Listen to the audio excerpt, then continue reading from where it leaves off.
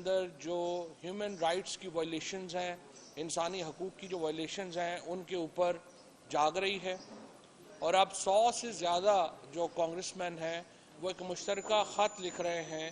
Secretary Blinken کو، جس میں وہ ڈیمانڈ کر رہے ہیں کہ جو پاکستان میں کسٹوڈیل ٹارچر یعنی زیر حراست جو تشدد ہے اس کے جو الزامات ہیں اور اس کے ساتھ ساتھ جو انسانی حقوق کی خلاف ورزیاں ہیں ان کے اوپر کارروائی عمل میں لائی جائے. جرمن امبیسڈر آئے تھے عمران خان صاحب کے پاس، ان سے بھی ہم نے یہ کہا ہے کہ یورپی یونین کو بھی اس معاملے کے اوپر انویسٹیگیشنز کرنی چاہیے، اور وہ واضح تھے کہ یہ بہت اہم معاملہ ہے اور دنیا اس سے آنکھیں بند نہیں کر سکتی. اس کا تعلق کسی پاکستان کے معاملے سے، ایک کسی حکومت کے اس معاملے سے نہیں ہے. اس کا تعلق دنیا میں جو انسان کی ایک ترقی ہوئی ہے، ڈیولپمنٹ ہوئی ہے، انسانی حقوق ہوئے ہیں. میں یہاں پہ یہ بھی آپ کو یاد کرا دوں کہ قائد اعظم محمد علی جناح نے پاکستان کی جو سربراہ مملکت کی حیثیت سے سب سے پہلے ایک ہی ٹریٹی جو تھی وہ سائن کی تھی، اور وہ international charter of human rights تھا. اور اس سے آپ اندازہ لگا سکتے ہیں کہ جب پاکستان بنایا گیا تھا تو قائد اعظم محمد علی جناح کا پاکستان میں ہیومن رائٹس کے اوپر کیا ویژن تھا. اور دنیا میں جو بھی پاکستان میں انسانی حقوق کی بات کرے گا، پاکستان میں مذہبی آزادیوں پر بات کرے گا، وہ پاکستان کے عوام کا دوست ہوگا، اور اسی لیے ہم اس کو ویلکم کہتے ہیں. دوسری بات، جس طریقے سے ہم دیکھ رہے ہیں، تھوڑا سا میں یہاں پہ اس نقطے کو ضرور ایمفیسس کرنا چاہتا ہوں کہ ابھی تک تمام کوششوں کے باوجود، عدالتی احکامات کے باوجود جو مسنگ پرسنز کے معاملات ہیں وہ بڑھتے جا رہے ہیں. اب کہا جا رہا ہے کہ ایک اور ویب ٹیلی ویژن کے کسی بھائی کو اٹھا لیا گیا ہے. دیکھیں، یہ جو کسٹوڈیل ٹارچر ہے، اٹھا کے لوگوں کو لے کے جانا، انہیں برہنہ کرنا، تشدد کرنا، یہ تو ناقابل، آپ سمجھیے کہ ایک ایسا جرم ہے جس کے اوپر کوئی آنکھیں بند کر ہی نہیں سکتا. یہ بالکل ہی، آپ پاکستان کو لاہور، کراچی، اسلام آباد سے اگر لوگ اغوا ہو رہے ہیں اور ان کے کوئی حقوق نہیں ہیں تو پھر آپ یہ تو پاکستان کی ریاست کی دشمنی کر رہے ہیں اگر آپ یہ کر رہے ہیں. تو اس کی ہم شدید مذمت کرتے ہیں. اور پھر جس طرح سے عدالتی احکامات کی پرواہی نہیں کی جا رہی، پرویز الہی صاحب کے اوپر جو ہے وہ ان کی ضمانت ہوئی ہے، اور ان کے گھر کے اوپر آپ نے دیکھا کس طریقے سے ان کے گھر کے دروازے توڑے گئے. حسان نیازی، علی امین گنڈا پور، یہ تمام لوگ وہ ہیں جن کی عدالتوں نے ضمانتیں لے لیں اور اس کے باوجود جو ہے ان کو رہا نہیں کیا جا رہا. پاکستان میں عدالتی نظام کو ایک سسٹمیٹک طریقے سے، ایک منظم طریقے سے پاکستان میں عدالتی نظام کو ختم کیا جا رہا ہے. اور یہ سلسلہ عمومی مقدمات سے شروع ہو کے اب ہائی پروفائل کیسز تک، حتیٰ کہ سپریم کورٹ تک پہنچ گیا ہے. آج چیف جسٹس پاکستان نے جو ایک آبزرویشن دی ہے وہ بڑی صائب آبزرویشن ہے. اس میں انہوں نے کہا ہے کہ تمام ادارے سپریم کورٹ کے احکامات کے پابند ہیں آرٹیکل 190 کے تحت، اور اسی طرح سے تمام جو عدالتیں ہیں ان کے احکامات جو ہیں اگر عمل نہیں ہوتا تو پھر تو آپ کا جوڈیشل ادارہ ختم ہو گیا. آج پرویز الہی صاحب کے کیس میں لاہور ہائی کورٹ نے توہین عدالت کا نوٹس جاری کیا ہے. میں ان سے درخواست کروں گا کہ اپنے فیصلے امپلیمنٹ بھی کرائیں. صرف فیصلہ کر دینا کافی نہیں ہے، فیصلہ اگر عمل درآمد ہی اس کے اوپر نہیں ہوگا تو آپ کا ادارہ بحیثیت ادارہ آپ جو ہے وہ اپنی پوزیشن جو ہے وہ ختم کر رہے ہیں. اس لیے تمام جج صاحبان جو فیصلہ دیں اس کے اوپر انہیں عمل درآمد کرانا چاہیے. ہم دیکھ رہے ہیں کہ کل مریم نواز نے ایک تقریر کی جس میں انہوں نے چیف جسٹس پاکستان کو، مظاہر نقوی صاحب کو، جسٹس اعجاز الاحسن صاحب کو ایک منظم طریقے سے نشانہ بنایا. اور ابھی اگر آپ دیکھیں تو نون لیگ کیا کر رہی ہے، وہ ان 3 جج صاحبان کو خصوصی طور پہ ٹارگٹ کر رہی ہے. اور سپریم کورٹ میں جو ججز ابھی ایلیویٹ ہوئے ہیں سپریم کورٹ میں، ان ججز کو خصوصی طور کے اوپر ٹارگٹ کیا جا رہا ہے. یعنی سپریم کورٹ کے 16 میں سے 8 ججز جو ہیں وہ اس وقت نون لیگ کے نشانے پر ہیں. اب مسئلہ کیا ہے؟ مریم نواز جو ہیں وہ کیوں ان ججز کو ٹارگٹ کر رہی ہیں؟ نون لیگ کیوں ان ججز کو ٹارگٹ کر رہی ہیں؟ خصوصاً چیف جسٹس کو اور 2 ججز کو کیوں ٹارگٹ کر رہی ہیں؟ اس کی وجہ ہے اس کی وجہ یہ ہے کہ اس کی وجہ یہ نہیں ہے کہ ملک میں الیکشنز کا کوئی معاملہ ہے ان کے پاس، اس کی وجہ یہ بھی نہیں ہے کہ وہ کوئی ان کی ذات کے حوالے سے کوئی ایشو ہے۔ یہ تمام کیمپین صرف ایک مقصد کے تحت ہو رہی ہے، اور وہ مقصد یہ ہے کہ چیف جسٹس پاکستان اور جسٹس اعجاز الاحسن اور جسٹس منصور علی شاہ کا بینچ جو نیب کی امینڈمنٹس کی کیسز سن رہا ہے، وہ بینچ ڈیزالو ہو جائے اور وہ اپنا فیصلہ نہ دے۔ وہ 1100 ارب روپے کا فائدہ جو شریف فیملی نے اور زرداری فیملی نے لیا ہے، جس کو ہم کہتے ہیں کہ NRO 2023 ہے، 2023 کا NRO ہے، اس کو بچانے کے لیے اس وقت کہا جاتا ہے، اور مریم نواز آن ریکارڈ ہے یہ کہنے کے اوپر کہ ان کے پاس ویڈیوز بھی ہیں۔ تو اس لیے ہمیں ویڈیوز کے لیے بھی تیار رہنا چاہیے کہ ججز کی ویڈیوز بھی وہ مریم نواز لا سکتی ہیں، کیونکہ اس وقت یہ جو کیس ہے یہ وہ طوطا ہے جس میں مریم نواز کی، نواز شریف کی، حسن نواز کی، حسین نواز کی، شہباز شریف فیملی کی اور زرداری فیملی کی جان پھنسی ہوئی ہے۔ اگر سپریم کورٹ نے نیب کی امینڈمنٹس کو کالعدم قرار دے دیا اور وہ سارے مقدمے بحال ہو گئے جن کے ذریعے 1100 ارب روپیہ ریاست پاکستان کا ان 3 خاندانوں میں بانٹ دیا گیا،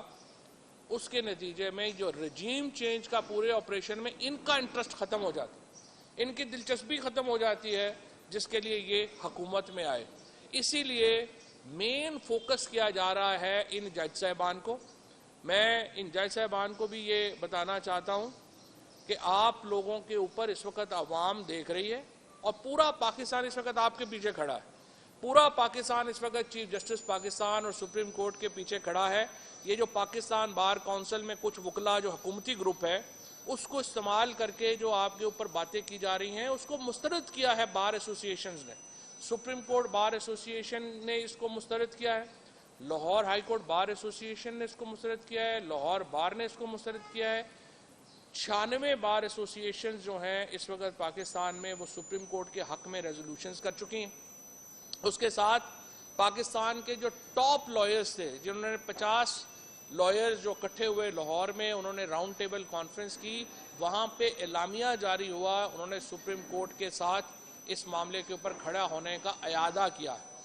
لہٰذا سپریم کورٹ کے چیف جسٹس صاحب کو اور ججز کو کوئی فکر نہیں ہونی چاہیے کہ پورا پاکستان اس وقت ان کے پیچھے کھڑا ہے، اور وہ کسی بلیک میلنگ میں نہ آئے اور کسی بلیک میلنگ میں آئے بغیر آزادانہ فیصلے جو ہیں وہ اپنے کریں۔ یہ معاملہ جس طرح لارڈ ہیوز نے کہا تھا امریکہ کے چیف جسٹس نے کہ جب امریکہ کی سپریم کورٹ کو فیصلہ دے دے گی تو اس کو امپلیمنٹ کرانا پاکستان امریکہ کے لوگوں کا کام ہے، اسی طرح سے پاکستان کی سپریم کورٹ فیصلہ دے دے گی، آپ آئین اور قانون کے اوپر کھڑے ہو کے فیصلہ دیں، امپلیمنٹ کرانا پاکستان کے لوگوں کا کام ہے۔ اگر پاکستان کے لوگ اپنے آئین کی حفاظت نہیں کر سکتے، اگر اپنے حقوق کی حفاظت نہیں کر سکتے، اگر سپریم کورٹ کے آرڈرز کی امپلیمنٹ نہیں کرا سکتے تو پھر ہمیں قوم کہلانے کا حق ہی حاصل نہیں۔ پھر تو جیسے سوڈان میں، افغانستان میں، ان ملکوں میں پاکستان میں کیا فرق ہے؟ ہمارا آئین ہے جو 50 سال سے ایک کنسنسس ڈاکومنٹ ہے جس کے اوپر پورا پاکستان اکٹھا ہے۔ اگر آپ نے وہ کنسنسس ہی ختم کر دینا ہے، اگر آپ نے وہ اتفاق رائے ختم کر دینا ہے اور پاکستان کے اندر بھی ہم نے کوئی آئین اور قانون کو، پاسداری کو، سپریم کورٹ کو بند کر دینا ہے تو پھر تو ہم ایک ہجوم ہے، اور ہجوم کا تو کوئی جو ہے وہ حقوق نہیں ہے۔ جو پھر تو آپ ایک جنگل ہیں، جنگل میں تو جو مرضی کر لے، پھر تو آئین قانون ختم ہو گیا۔ لہٰذا یہ ذمہ داری صرف سپریم کورٹ کی نہیں ہے کہ انہوں نے آئین کو بچانا ہے، یہ ذمہ داری صرف سپریم کورٹ کی نہیں ہے کہ انہوں نے فیصلوں پہ عمل درآمد کرانا ہے، یہ پاکستان کے لوگوں کا فرض ہے۔ اور جس طرح کل عمران خان نے کہا ہے کہ اگر آئین نہیں رہتا اور سپریم کورٹ کے احکامات کے اوپر عمل درآمد نہیں ہوتا تو پھر سڑکیں فیصلہ کریں گی، گلیاں فیصلہ کریں گی کہ پاکستان کا مستقبل کیا ہوگا۔ کیونکہ اگر سڑک اور گلی کے اوپر پاکستان کے لوگ نہیں نکل سکتے اپنے حقوق کی حفاظت کے لیے، اگر پاکستان کے آئین کو ختم کر دیا جاتا ہے اور پاکستان کے لوگ گھروں میں بیٹھے رہتے ہیں، اگر سپریم کورٹ کو بند کر دیا جاتا ہے اور پاکستان کے لوگ گھروں میں بیٹھے رہتے ہیں، پھر ہمارا حق ہی نہیں ہے کہ ہم کسی حقوق کے لیے اپنی بات کریں۔ اور ظاہر ہے کہ پاکستان کے لوگوں کو اپنے حقوق کے لیے خود باہر نکلنا ہوگا، اور انشاءاللہ ہم نے 1 سال سے اس تحریک کو ہر طریقے سے لیڈ کیا ہے اور ہم اس تحریک کو آگے بھی لیڈ جو ہے وہ کریں گے۔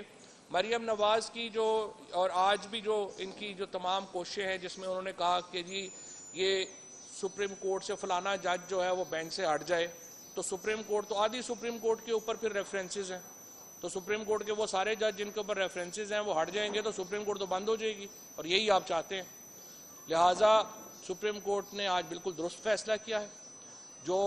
بینچ بنانا اختیار ہے چیف جسٹس پاکستان کا وہ اپنے مطابق چلیں، اور پورا پاکستان ان کو دیکھ رہا ہے۔ مرضی کے بینچ بنوانے کا شوق پرانا ہے، یہ رفیق تارڑ کے زمانے سے بینچ بنوانا اور پھر ملک قیوم کے زمانے سے بینچ بنوانا اس حکومت کے میں شامل جو شہباز شریف ہیں اور کمپنی ہے ان کا پرانا یہ رواج ہے کہ وہ بینچ بنواتے ہیں اور باتیں کرتے ہیں کہ کیا ہوگا کیا ہو گیا۔ میں دیکھ رہا تھا کہ شوکت صدیقی صاحب کی کل انٹرویو چلا تھا، میرا ذاتی طور پہ ویسے شوکت صدیقی صاحب کے لیے احترام ہے اس لیے میں ان کے اوپر کوئی بات نہیں کرتا، لیکن ایشو یہ ہے کہ شوکت صدیقی صاحب تو جو پیناما کی بات کر رہے تھے، پیناما کی ایویڈنس جو ہے وہ تو آپ کے سامنے لندن میں کھڑی ہے، اتنی بڑی بڑی جو ایون فیلڈ اپارٹمنٹس کی بلڈنگیں ہیں وہی پیناما ہے نا، اور کیا پیناما ہے؟ نواز شریف اسی میں ان کو سزا ہوئی ہے پیناما میں۔ تو جو آج کل ہو رہا ہے اور وہ جو ججز کے ساتھ اور فکسیشن میں ہو رہی ہیں اور جس طریقے سے یہاں پہ دباؤ ڈالا جا رہا ہے انویسٹیگیشن کے اوپر، وہ تو کچھ بھی نہیں ہے جو وہ بات کر رہے تھے۔ بہرحال لیکن ایک مافیا جو ہے اس سے اس وقت میرا خیال ہے جوڈیشری ایک باقاعدہ مافیا سے ان کا مقابلہ ہے۔ یہ جو ہم نے دیکھا تھا کہ جو یہ ڈرگ لارڈز ہوتے تھے باہر کیوبا میں، لیٹن امریکہ کے ملکوں میں، وہ تو سپریم کورٹ کو عدالتوں کو انہوں نے بم بھی مار دیے تھے، یہ بھی بم بھی مارنا چاہتے ہیں ویسے تو سپریم کورٹ کو، صرف تکلف کر رہے ہیں کہ ادھر ادھر سے کبھی کوئی لائر لیڈر لے آتے ہیں وہ کہہ دیتا ہے یہ کر دیں وہ کر دیں۔ ان کی کوئی حکومت کے جو پے رول کے اوپر وکلا ہے ان کی کوئی آواز کی کوئی حیثیت نہیں ہے، اور نہ ہی سپریم کورٹ کو ان کی جو ہے وہ سننی چاہیے۔ کل مریم نواز نے ایک اور الزام یہ بھی لگایا، انہوں نے کہا کہ بشرا بیگم جو ہیں وہ فائلوں پر دستخط کروانے کے پیسے لے رہی تھی۔ اب جو بھی آدمی پاکستان میں یا جو بھی تحریک انصاف کا ہے اس کو معلوم ہے کہ جو خان صاحب کی اہلیہ ہیں ان کو کبھی کسی نے دیکھا بھی نہیں ہوگا، وہ کبھی سوائے پناہ گاہوں کے دوروں کے لیے یا جو غریب ترین لوگ جن کے اوپر اتنا ایکسیس نہیں ہوتا یا دھیان نہیں جاتا، سوائے وہاں جانے کے کبھی انہوں نے کوئی سیاسی ایکٹیویٹی میں حصہ ہی نہیں لیا، کبھی انہوں نے کبھی کسی سے کوئی بات ہی نہیں کی ہے، اور ان کے اوپر مریم نواز مسلسل الزامات عائد کر رہی ہیں۔ اس لیے ہم نے فیصلہ کیا ہے، بشرا بیگم نے یہ فیصلہ کیا ہے کہ ان کی طرف سے ایک نوٹس مریم نواز کو بھیجا جا رہا ہے جس میں انہیں یہ کہا جا رہا ہے کہ ان کے خلاف ہم کرمنل پروسیڈنگز جو ہیں، فوجداری مقدمہ جو ہے وہ ہم دائر کر رہے ہیں پاکستان پینل کوڈ کے تحت، کیونکہ یہاں پہ جو ہرجانے وغیرہ ہے وہ تو آ ہی نہیں رہا، لہٰذا ریپوٹیشن کو ڈیمیج کرنے کے اوپر ان کے اوپر جو ہے وہ کرمنل کیس کرنے کا فیصلہ کیا ہے، اور یہ بشرا بی بی کی طرف سے یہ نوٹس جو ہے وہ مریم نواز کو آج بھیجا جا رہا ہے۔ اس کے ساتھ میں یہ بھی کل بھی ایک جعلی خبر چلائی گئی، کہا گیا کہ جو عمران خان کے دورے ہیں ان کے اوپر جو ہے وہ پیسے جو ہیں وہ بڑے زیادہ پیسے جو ہیں وہ خرچ ہو گئے ہیں۔ یہ اس کے اوپر بھی میں آتا ہوں، مجھے وہ ڈاکومنٹ دے دیجیے گا جو خان صاحب کے دوروں کا ڈاکومنٹ ہے، وہ بھی میں اس کے اوپر بھی میں نے آنا ہے کیونکہ تاکہ اس کی بھی ہم بتا دیں، کیونکہ عمران خان کے دوروں کے اوپر پاکستان کی تاریخ میں سب سے کم خرچ ہوا، اور وہ بھی ڈاکومنٹ جو ہے وہ میں آپ کے سامنے ہی رکھنا چاہتا ہوں کہ جہاں پہ کیا خرچ ہوا تاکہ آپ کمپیریزن کر سکیں۔ ان دا مین ٹائم وہ ڈاکومنٹس میں آپ کے سامنے رکھوں گا۔ ان دا مین ٹائم آ جائیے چیف الیکشن کمشنر صاحب کی طرف۔ پاکستان میں یوں لگتا ہے کہ عوام کی توہین نہیں ہوتی، باقی ہر شخص کی توہین ہو جاتی ہے، اور اسپیشلی ہمارے جو چیف الیکشن کمشنر صاحب ہیں وہ توہین کے اوپر بہت ہی سینسٹیو ہیں، اور بڑی ان کو دکھ ہوتا ہے کہ ان کی توہین کیسے کی جائے۔ دیکھیں، عزت زبردستی نہیں کرائی جا سکتی، ڈنڈے کے اوپر عزت نہیں کرائی جا سکتی۔ عزت کرانے کے لیے آپ کو اپنا کنڈکٹ بہتر کرنا پڑتا ہے، اپنے کام بہتر کرنے پڑتے ہیں۔ موجودہ چیف الیکشن کمشنر جب سے اس عہدے کے اوپر بیٹھے ہیں انہوں نے اپنے کنڈکٹ سے اپنے عہدے کا وقار کم کیا ہے، اپنے ادارے کو انہوں نے ختم ہی کر کے رکھ دیا ہے، اور جو ان کی ایک ایفیلیشنز ہیں جس کے اوپر وہ بار بار پراؤڈلی کہتے ہیں کہ ان کی افیلیشنز ہیں، اس میں بھی انہوں نے ان کی بھی عزت میں اضافہ نہیں کیا۔ اوورسیز پاکستانیز اگر آج ووٹ کے حق سے محروم ہیں تو اس کی ذمہ دار صرف ایک شخص ہے، جس کا نام جو چیف الیکشن کمشنر پاکستان ہے۔ 1 کروڑ جو اوورسیز پاکستانی ہے آج ووٹ کے حق سے محروم ہے چیف الیکشن کمشنر کے رویے کی وجہ سے۔ آج پاکستان کے اندر شفاف الیکشنز کے راہ میں سب سے بڑی رکاوٹ اگر کوئی ہے وہ چیف الیکشن کمشنر کی ذات ہے، اور اب جو انہی کے محکمے کے لوگوں کے ذریعے جو چیزیں اب باہر آئی ہیں وہ بہت ہی خوفناک ہیں۔ اور آج میں تھوڑا سا آپ کو بتاتا ہوں کہ جو ان کی ذات کے اوپر چیزیں ہیں وہ کیا آئی ہیں۔ اس سے پہلے ظاہر ہے کہ آپ دیکھیں کہ ان کا رویہ، چاہے وہ نگران حکومتوں کے قیام کی بات ہو، چاہے وہ آپ کی جو الیکشنز کے اندر جو مشین کے ذریعے ووٹنگ کی بات ہو، چاہے اوورسیز پاکستانیز کو ووٹ دینے کا معاملہ ہو، چاہے فنڈنگ کیس کا معاملے ہو۔ آپ دیکھیں پی ٹی آئی کا فنڈنگ کیس آیا، اس کے اوپر ایڈجوڈیکیشن ہو گئی، وہ عدالتوں سے اڑ بھی گیا۔ پیپلز پارٹی اور نون کے کیس کی فنڈنگ کیس کدھر ہے؟ وہ کیوں نہیں آ رہے؟ آپ جاتے ہیں وہاں پہ، وہ کبھی ایک بہانہ کبھی دوسرا بہانہ، نون لیگ اور پیپلز پارٹی کے فنڈنگ کیسز لوگوں کو یاد بھی نہیں رہ گئے کہ وہ کدھر چلے گئے۔ یہ تو تماشا لگا ہوا ہے کہ صرف تحریک انصاف کے لوگوں کے اوپر جو ہے وہ کیسز چلانے ہیں۔ ہمارے استعفوں کے اوپر جس طریقے سے جو ہے وہ انہوں نے کنڈکٹ ان کا کیا، سینٹ الیکشن کے درمیان اندر ضمیر فروشی کی حوصلہ افزائی کا معاملہ ہو، رجیم چینج آپریشن کے دوران سندھ اسمبلی میں، سندھ ہاؤس میں جو منڈیاں لگیں اس پہ خاموشی کا معاملہ ہو، الیکشن کمشنر نے طے کیا کہ انہوں نے پاکستان میں کوئی، اور میں حیران ہو جاتا ہوں 70-72 ان کی عمر ہے، کتنا عرصہ بندے نے زندہ رہ جانا ہوتا ہے؟ کوئی اپنی لیگیسی کا دھیان کرتا ہے؟ کوئی بندہ جب سوچتا ہے کہ جب میں جاؤں گا تو پیچھے کیا چھوڑ کے جاؤں گا اپنی اولاد کے لیے، کوئی اپنے خاندان کے لیے، کوئی چیز تو فخر کی چھوڑ کے بندہ جانے کی کوشش کرتا ہے، لیکن یہ ابھی تک انہی کاموں میں جو ہے وہ لگے ہوئے ہیں۔ اب سب سے پہلے میں آپ کو بتانا چاہتا ہوں کہ انہوں نے کیا کیا۔ دیکھیں، پہلی بات کہ آرٹیکل 221 کے تحت جو الیکشن کمیشن میں جو تعیناتیاں ہے، یہ اختیار الیکشن کمیشن کا تھا، یعنی 5 ممبران نے یہ تقرریاں کرنی تھیں، وہ چیف الیکشن کمشنر نے خود اپنے پاس لے لیا۔ پریزیڈنٹ آف پاکستان سے بھی اس کی جو ہے وہ کوئی انہوں نے اس کی نہیں بنائی، جو رولز اینڈ ریگولیشنز تھے ان کو فالو نہیں کیا گیا۔ اکاؤنٹس گروپ کے ریٹائرڈ افسر ہیں منظور اختر ملک صاحب، وہ ریلوے سیکٹری تھے جب یہ، تو اس وقت بھی ان کے ساتھ تھے، ان کو ایڈیشنل سیکٹری ایڈمن تعینات کیا گیا اور کوئی اشتہار بھی اس ضمن میں نہیں دیا گیا۔ خالد صدیقی نام کے ایک شخص کو گریڈ 20 میں ADHR تعینات کیا گیا اور اس کی کے لیے بھی جو ہے وہ کوئی اشتہار اور اس کی تقرری کانٹریکٹ پہ کر دی گئی، کوئی اس کا وہ بھی صرف یہ ہے کہ اس کی قرابت داری ہے، ان کی دوستی ہے چیف الیکشن کمشنر سے، وہ صاحب بھی اپوائنٹ ہو گئے ہیں۔ اچھا، اب یہ جو منظور اختر ملک صاحب ہیں، ان کے رشتہ دار ہیں اور ریلوے سے اسسٹنٹ ریٹائر ہوئے ہیں ملک محبوب علی،